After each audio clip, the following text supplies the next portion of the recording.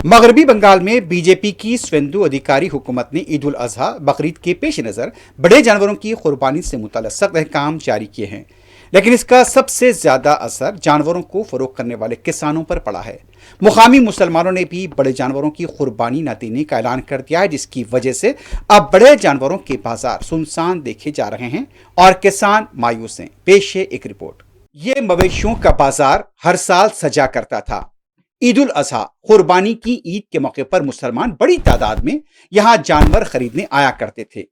लेकिन जैसे ही मगरबी बंगाल में बीजेपी की हुकूमत आई, नया फरमान जारी कर दिया गया कि गौ ज़बीहा नहीं होगा। जो भी जानवर फरोख्त किया जाएगा उसकी उम्र 14 साल होनी चाहिए और वेटरनरी शोबे का सर्टिफिकेट लाजमी होगा। किसानों का कहना है कि उम्र की तस्दीक जानवरों की कैसे की जा सकती है।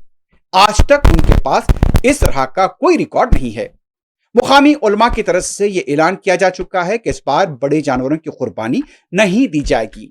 कई मुस्लिम नौजवानों ने बड़े जानवरों को यह कहकर लौटा दिया, ये तो एक तबके का काबिले एहतराम जानवर है जिसे मां कहा जाता है, इसे क्यों फरोख्त किया जा रहा है। अब जानवरों के किसान ईद उल अजहा बकरीद का इंतजार करते हैं।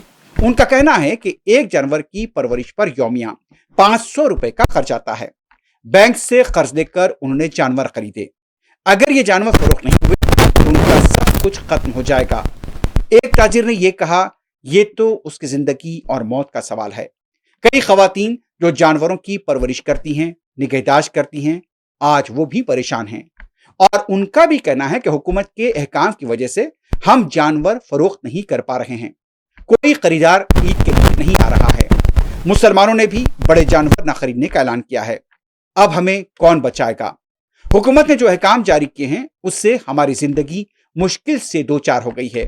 अब ऐसे में गौ रक्षक भी खामोश हैं और वो भी इन गरीब किसानों की मदद के लिए आगे नहीं आ रहे हैं।